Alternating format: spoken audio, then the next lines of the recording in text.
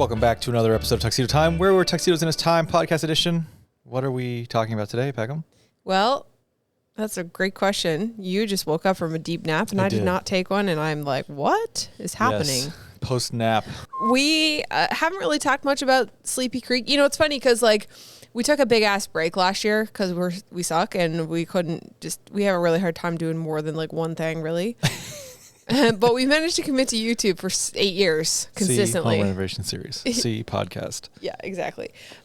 So before we were doing all these like after shows, we'd put up a series, right? And we do an after show edition, which was like a special episode of the podcast that was like dedicated to the episode of a series or an entire series altogether or a film or whatever. It just gave us an opportunity to really like deep dive on some of the behind the scenes of the production and stuff of those series. But we haven't been doing that with Sleepy Creek because I think that Sleepy Creek has a little bit of a different vibe because it's more of a vlog series instead of like a polished show. Mm-hmm. The mindset a little bit is different, right? It's like a little bit rougher, a little bit quicker. The episodes are shorter. They're not as planned or polished as something like Heading West. But they've been a really great break for us to change up the content, have the freedom to just like do whatever, and then break it up into days instead of trying to make this like intense story. It's just documenting the things that we're doing. So you think Sleepy Creek doesn't deserve an after show edition podcast? I think it does deserve an after show edition podcast, but we've been doing so many. We've put a little bit of a break now because we're run out of projects and we had to finish them, but we've been posting them every second week for the last couple of months. So there's like 6 or 7 episodes of Sleepy Creek up right now. Mm-hmm. And I just felt like we can't really keep on top of the after show because we suck at recording this podcast. That is true. Yeah. But we don't suck as much as we did when we were doing a video podcast. Oh, correct. We did fuck off a little bit there for a month or two because for whatever reason. But anyway, we're trying to be more. It's hard, man, sometimes when you're doing stuff and it's just like, this is a free thing that we do that we don't like, you know, it's not a paid thing. It's not a revenue generating endeavor is what you're saying to me? Yeah. So sometimes it's difficult to like, we're really tired. We'll just let that go today because we're tired and we don't feel like doing the podcast. Yeah. Anyway, so we're going to consider this Sleepy Creek after show. And I'm guessing that this is probably going to be more of like an after show from like the first episode. So if you don't know what Sleepy Creek is, it's our new vlog series that is documenting our campsite build on a piece of property that we bought, which eventually will turn into a bunk house. And it is a private thing that we're doing for ourselves, our friends, or family, and not for the public. It's not like we're making campsites to rent out or anything. Correct. Yeah, it's not like that. So we're going to do a big Q&A episode video on our channel about it. I asked y'all on our main channel to see if you had any questions about the project, and y'all did. And there were many. There were many questions, and so I pulled some of the more easier ones to answer for the video so that we could answer a lot of them and so it wasn't like a 25-minute video answering just one question. But somebody did ask one question that actually had a lot of questions in it, and I thought this would be a really good question to pull for the podcast after show edition to talk a little bit about some of our thought process, inspiration, ideas, and where we want to take Sleepy Creek, the property. Who was it and what did they say? Okay, so let me read it. Sherry Plume 2927 on YouTube says, I know you've talked about what inspired you to start your own campsite. What do you hope visitors will experience during their stay on your property? Will you be building a pizza oven or a smokeless fire pit? Do you think you'll ever dig a well? Build a tiny bunkie? How will you control mosquitoes? Or do you even care? I thought that was a really great, like, all-encompassing question of like dealing with some discomforts, the vibe that we kind of want to go for, kind of big picture plans, inspiration, and then of course cooking. Because if you've been watching the series, you might notice that like each episode has some kind of cook in it. Not really like complicated stuff. It might be like a peach burrata toast, or it might be, a noodles steak over and a fire. Yeah, exactly. and we've been really kind of into cooking and stuff. So quality beef nudes. We love quality beef nudes. Nudes. Funny thing you mentioned about the cooking thing is that's not something we've done on this channel really before. No, it's not. Well, pre-pandemic, we didn't cook at all. Yeah, like not at all. In our real life or on our online life. And we were and it was like when the pandemic... Who the fuck cooks? Okay, so we'll preface all of this by saying during the pandemic, when it started, I was like, oh, this is only going to be a short period of time. Like, we'll stock up on canned goods and things to make like some of the staples that I know how to make. Tortilla soup, chicken, steak, whatever. It was not a few months. It was a few years. But I remember narrator. I remember boiling an egg, I think it was. It was what you're boiling eggs. I was boiling an egg and I plopped that egg into the hot water and I was hangry as fuck. All I heard, I was sitting in your office actually. I think I was looking at footage for some project we were doing. Okay. And all I heard was, "Ah! Who the fuck cooks?" That's accurate as fuck because what had happened was I dropped that egg in the water. Boiling water plopped up and went into my fucking eyeball. And it hurt like a motherfucker. And all I could think was, I'm really sorry this happened to you, honey, but that is probably one of the most out of touch lines I have ever heard someone say. Yeah. I mean, I'm a different person when I'm hangry. You were hangry though. I give you that. But Thank you. It was monumental though. Yeah. And you know what? I think it's good to have, you took it well though. After very quickly you realized that it was a very funny thing to say after we found out you were not permanently maimed and we could laugh about it. Yeah, I was pissed. Anyway, I started, I was like, okay, well, I should probably learn how to cook. Found Sam, the cooking guy. We've talked about this on the podcast before. It changed my life. Learned how to cook a bunch of random shit today. Oh, never mind. You realize though what the big take, because it's not just Sam we were watching. You watched a lot of like cooking channels too. Yeah, now there's a lot of cooking channels in the mix. Now that I kind of know like the basics of cooking, where I can like eyeball and just cook something without a recipe at all. Like now it's like, oh, well, what about open fire cooking? What about barbecue? But you realize that you discovered. What did I excessive amounts of butter and salt make things taste good. Yes. But also beef. Bad for your cardiovascular health. Yes. Beef. Mac and cheese. I know. So now I'm kind of shifting like, how can we be a little bit healthier while still having delicious meals? But that's a whole different thing. Mm-hmm. But we're talking about the campsite and the vibes. Yes. But the cooking really has a lot to do with it. Because for me, when it comes to camping and going out in the woods, like, yeah, we're going out there to build the things that we want to build. It is going back to our roots of our original content, which is like DIY. But to go out and start a fire and cook a meal over an open fire or without a kitchen, to me, it's just really satisfying, really fun to be able to cook really delicious meals in the woods while we're working on stuff. Period. So we will talk about pizza oven, smokeless fire pit in a minute. But the cooking also over the open fire, after you leveled up your cooking game at home. Yeah. That was around the same time that we got a Kamado style charcoal barbecue. Yeah. And the concepts are the same. Except it's a little bit more challenging over open fire because you don't have the lid.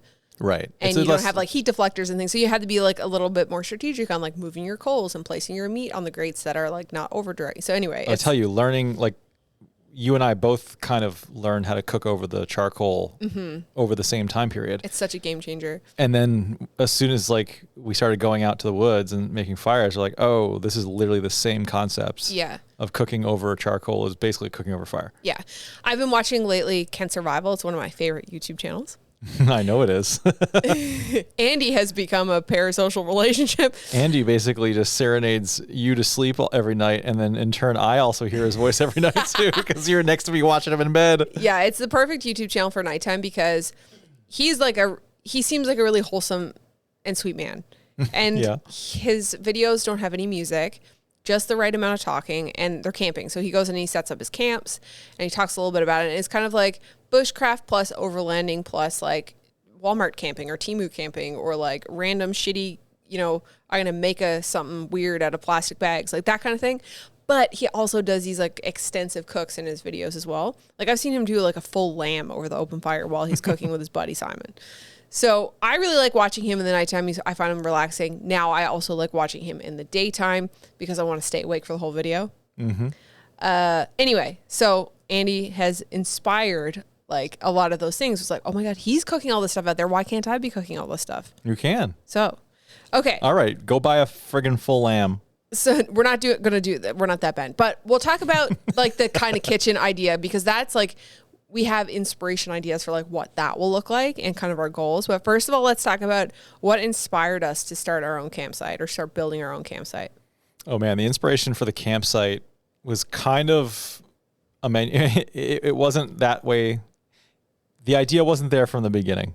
Yeah. The idea for the campsite wasn't there from the beginning. It was it morphed. The whole concept of the land was initially to buy it to build like a fully functional off-grid cabin, but that had electricity, that had running water, that had basically all of the amenities, full internet, like a second house, like a second house in the woods. Yeah. Yeah. And then as you radically changed in your interests and got into camping and outdoors, overlanding, etc., we were paying to go to campsites, and you, I think both of us realized at one point, it was like, wait a second, why are we paying $50 a night to go rent a campsite when we literally have vacant land that we own? Yeah.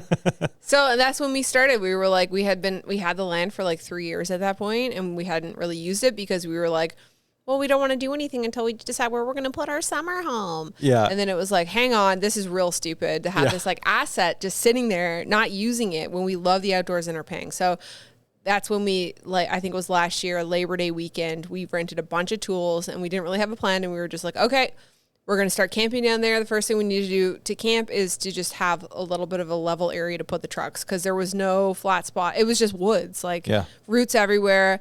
There's no level spots. And so, that's what we did. We rented a bunch of tools and we went down and we plowed out basically one level-ish area that we could park the Rivian, because that's, at the time, it was really, really hot when we went down there. So we were camping inside the Rivian. We didn't have a rooftop tent, I don't think, at that point. And that was the first thing we did. And then we were like, okay, what else? Like, what are our goals here? We kind of just like decided, okay, tent platform for our palace, small tent platform Palace for our guests, being the big 6-person tent. 6-person tent. And then, fire pit area, firewood storage, outhouse eventually. And then as we kind of started working on that project, we were like, okay, let's do the small tent platform first, proof of concept, then we can use it, and then we can start building all the other things. So that was kind of the inspiration. It started as a cabin and ended as a campsite, but isn't going to be ended soon, because eventually there will be some kind of cabin, but not what we had originally been inspired by. Yeah, it's like a project that's going to smolder on. We're basically going to always have projects that we can work on, whether it be like firewood storage or, wiring up some LED lights like we did in the last episode, making tent platforms, just doing different things at the land. I mean, we even talked about stuff like, hey, let's put a platform down by the creek so we can kind of enjoy the babbling brook. At one point we were like, hey, let's put a hot tub or a sauna down there. Yeah. I don't know if we're going to do that or not. But it's an idea that we have, and not totally ruled out yet. Yeah, exactly. I think it's cool because we can kind of do whatever we want to do. And like Chris has a lot of trouble just sitting down doing nothing. So for us to go out to the land for a weekend and do nothing, that's his nightmare. It's great for me. I love it. So we had to have stuff to work on to keep him busy. And it just kind of works out that we get to like work on these projects. We kind of have the skills to do it, really. I mean, maybe they're not professional contractor skills, but we know enough about construction. Bias the woods. Yeah, we know enough about construction to get shit done that we want to get done. So it's like, okay, this weekend we're going to build a poop platform. Cool, we're going to do that. Oh, we're going to build a fire pit area. All right, we just had to have enough foresight to rent the heavy equipment. Yeah, that's the other thing too, is if you need excavators or skid steers, you kind of have to plan ahead. Yeah. Okay, so the next part of this question is, what do you hope visitors will experience when they stay on your property? Weren't we not having visitors? Well, I think more so our friends and family, and not like renting it out. So like what do you want our friends and family to experience when they come down for a night or two in the woods with us? Oh, well, I think that ideally I want them to kind of like, I want to kind of impart just like a vibe that is like core memory. I love that. Core memory level, you know what I mean? Yeah. So like if they brought their kids down with them, they would just remember this random magical night where there was like LED lights all strung throughout the forest, this magical night where like, and it's just the time is just right, where like the sun has just set or is setting, and the ambient light through the trees is about equal to the illumination of the LED fairy lights or rope lights. And then the fire's crackling and it's just very pleasant. And that I want to allow them to have memories that they can remember for a long time. Yeah, like wood smoke is in the air. Yes. It's a calm night, so like the wind isn't ripping and it's comfortable, and like you can get changed, and this is like the idyllic kind of situation. Right. Like I want their kids, like if they're little, I want them to like ask their parents in like 20 years, be like, I had this random weird memory that we were in the woods somewhere and it was just so magical. And like, Yeah. what, like, where was that? I love that. To be like somebody's like kid's like first camping experience, like one of our friends' kids' first camping experience. Yeah, because I have memories like that. Yeah. With, of going places that my parents took me. Me too. I have no idea where they are in the world. And it's just like, but they are very treasured memories. Yeah. So yeah, nostalgia. I think for me, when I think of like, who do I want to come down? And like the forefront of my brain is like having my friends here in Buffalo come down for a weekend and just having like a friend's sleepover. And everyone, it's nice weather. Everyone has their tent set up. It's comfortable, glowy. We have the lights going. We're popping popcorn and maybe we have like a projector or something. We have like outdoor movie night. Yeah.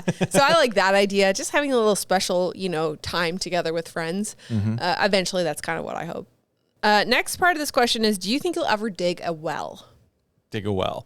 We initially were going to dig a well. Yeah. That was the plan, was to have, again, a fully functioning like little house there. Yeah. But I think now it just maybe is excessive. Like we're eventually going to put a bunkie in, but we never really planned on, we even then said that running water on that was going to be kind of excessive. Because when you dig a well, you're then sort of obligated potentially to dig a septic tank as well. Yeah, no, I mean, not necessarily. Not necessarily. You can have just a well that you just go up to and like, I guess, open the valve and just fill up a bucket. But you could also have a well that is plumbed to your house without having a septic. You could have like more of a natural gray water. Like a gray water, yeah. Kind of system. I feel like if you don't, I feel like the benefits of the well are fully realized when you have the septic to kind of complete the picture of a full plumbing system you're used to. Yeah. Otherwise, it's like, oh, I still have to like, I'm missing half the equation. Right. Like what do I do with the water? It's also really expensive as well to have a well dug. And with no guarantee that you're going to hit water. Yeah, and when they start digging, it's like, I think you have to also pay per foot. And then if they never hit water, then they have to try a different place. Yeah, I'm not sure. I've never dug a well before. I'm not really sure either. I thought that's what I get. I could be really wrong on that, but I assume because there's a creek next door, though, that the groundwater like is going to be fairly accessible. I would say, but you never know. I think originally we were like, yes, well, septic. Now we're kind of like, we're used to bringing water in. Right. And we're not out there for really more than 3 days. And so we can bring 3 days worth of water in a pinch. If we had to filter out of the creek, we could. Yeah. But I think for me, like long-term picture, like outside of the quote unquote summer home with all the amenities, I don't even know if we'll ever get there with that property. But are we even still thinking about doing that? Well, I mean, I think that we kind of switched our idea to building a smaller bunkhouse with a wood stove. And then a dry flush toilet, which negates the poopy side of things. Showering, I mean, we can figure that out without that. That's fine. I would almost think I would rather do some sort of rainwater collection system. I feel like that would be a little bit more accessible. It would be a cool video and a cool project, I think, to do. But again, you kind of have to have a structure to do that. Yeah. So who knows? But that's kind of where I think where our head's at. I think we're like less about the big summer home, more about stripped down. Oh, I had abandoned that project altogether. Like I just assumed that we weren't going to do that anymore, or like it wasn't going to be something that would be done like decades in advance. Yeah. Okay. Because I kind of thought that too. I was like the next step from the campsite, and I think we've been kind of pushing this up because of how often we got to the woods last winter. We were like, it would be really cool to have a bit more space indoors with a wood stove and be able to like really get away during the weekend and enjoy and be comfortable in a space. So I think that we kind of like pushed up the idea of doing a bunkhouse, but that bunkhouse is going to be like a 1-room thing where it's like you have a bed and a kitchenette, and then there's like a toilet room with a dry flush, and then no running water. We bring the water in, or rainwater, and then it's just gray water to the ground, and we're using it's like a French drain or something. For French drain, and we're being very careful about what goes in that ground. So it's like, soap that's like okay to do that, and like otherwise it's like camp clean the same way we've been kind of doing it. I think that's kind of where we've landed, where it's like maybe we could do a propane hybrid like air conditioner heater style thing, just to kind of, or even I don't know, like some kind of heating thing, but like mostly wood stove heat. You could even like bring a space heater down with the big anchor battery. I think that since we have this big anchor battery now, we did a partnership with Anchor like last month, and they sent us the F3800. This is not sponsored by them, but like, disclosure, because they did send it to us. But like, it's a really great battery because now we're like, wow, the whole electrical side of that bunkhouse is completely figured out now. So that's the idea. So probably not doing a well at this point, but maybe rainwater collection. Who knows? But right now we're like, 3-4 days at a time. We can bring enough water in. So after you do you think I'll have a dig well? It says build a tiny bunkie. So we kind of just talked about that. Like nailed it. I think that's the thing. The hard thing I think that we are blocked on with the bunkhouse right now is like where to put it, because there's a really nice site on the property where we were like, this is where the cabin goes. But now, if we're not going to build a cabin, do we use that site as a bunkhouse, or do we put the bunkhouse close to the campsite? Because I know that this is going to be our first house and there's going to be a lot of things learned and a lot of mistakes made. So like, is it going to be one of those things where we build in the prime location, then we're like, fuck, we should have waited and built something different over here? Yeah, that's the age-old question. So my gut is saying like, let's build a small bunkhouse kind of close to the campsite so we can easily park and like get there. And then maybe later on down the road, we could build another bunkhouse. Maybe that's slightly larger, maybe same situation where it's like no well, no septic, but maybe it houses 3 people, or it has like a living space in it, or maybe it has propane like heater or something like that, or solar panel, who knows? So figuring out where to put it right now is like a little bit of a... Yeah, but you know what? We didn't really think that much about the rest of the campsites. No, we just kind of did it. We just kind of went with it. Just whatever. We just kind of freestyled it. I think that what happens with us is like, we spend a lot of time planning and overthinking about what we are going to be doing in our home renovation. Analysis paralysis. And I feel like with the bunkhouse, we just kind of let it rip. Yeah. I think we should just fucking do it. Like, let it rip. Like, here's the layout. This is what it's going to be. And give her. Just give her. And I think that like some of the harder parts of it is like figuring out electrical, like how to shit, how to shower, how to wash dishes. And I think we have all that figured out. I think so too, but also just like the design of it and the construction of it. The design and construction of it, like construction wise, I think like we can easily figure it out. It's just design, like figuring out what kind of roof do we want, what kind of shape do we want, and like how does that look? Again, making decisions and then getting paralyzed by the analysis. Exactly. Okay. So yes, bunkie. Next part. How will you control mosquitoes, or do you care? There's not like really any bugs down there. I mean, there are bugs down there, but so far, knock on wood, every time we've been down there, it hasn't been buggy. But I mean, we've been down there for all 4 seasons. Yeah. And I don't remember once where I was like, oh my God, the bugs are so bad. We went down in April and the flies were out, but they weren't biting. No. Last time we went down, there was nothing. Lots of spiders and stuff, but like no... Raccoon? The raccoon came up to our campsite at night and it was in the tree, scared the shit out of us.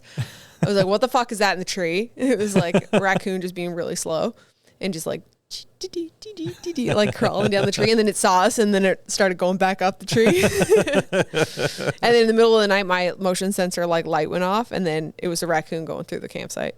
The motion sensor light's great, but also like it's probably one of those things where it's like it's going to false alarm more than it really alarms, you know? It's less about like who's at the campsite and more so I have an emergency bowel movement happening at 2:00 in the morning and I'm panicking getting out of the tent and the light comes on as I'm getting out of the tent. Oh, I see. Okay. Instead of being like, where's the thing for the light? No, I can't. I'm pinching my cheeks. I'm going to shit my pants. Exactly. On the ladder. But I also find it like, yeah, the whole ladder. Yeah. And you're climbing up the ladder and you feel something splatter, diarrhea. You know, I got kicked out of a carpool for singing that song. I think you told everybody that once or a couple of times. Anyway, I do feel like camping alone with that motion sensor light would probably be a bit of a deterrent if like somebody was being creepy at night coming up to your camp and they knew you're alone solo as a woman and like a fucking light comes on and spotlights the whole campsite. And then they can see you so they can see what they're doing. But then I can also see them dismembering you. Yeah. Okay. Well, that's scary. Anyway, so mosquitoes. I mean, it's just part of being in the woods. Yeah. But bugs is just going to be there. We're in their environment. Mm-hmm. Lots of moths usually. Nighttime, sometimes we try to do red light because red light is better for your nighttime vision, but also I think less attraction for moths. Yeah, the moths love the light. Have you seen the meme? Yeah, when we camp in the Rivian, the moths go inside and it's horrible. We also have a thermocell. Do you think that works? I don't know because we haven't had like a lot of mosquitoes. I think it only works on mosquitoes. Oh, does it? I don't know. So we'll have to see. I know nothing about it. I know that you have it. And yeah. I know you've used it before. I used it before, but there were horseflies, and that didn't do anything for the horseflies. I think it's more so for mosquitoes and black flies. We need to go up to Lake Huron and try again in the spring. Yes, see Lake they Huron were. on the islands, the mosquitoes, the fly. Are they flies or mosquitoes? They were black flies and mosquitoes. Yeah, they were really bad up there. Yeah. They were Almost to really the point where like when we went, because that's one of our it favorite sucked. like helicopter camping spots. Yeah. And like we literally got out of the aircraft and we were just swarmed with bugs. We're like, oh no, did we make a mistake coming up here? Yeah. I think that one is like you have an island that has woods on it and you're also near water. So you're getting like all the hatching and stuff. Yeah. Yeah.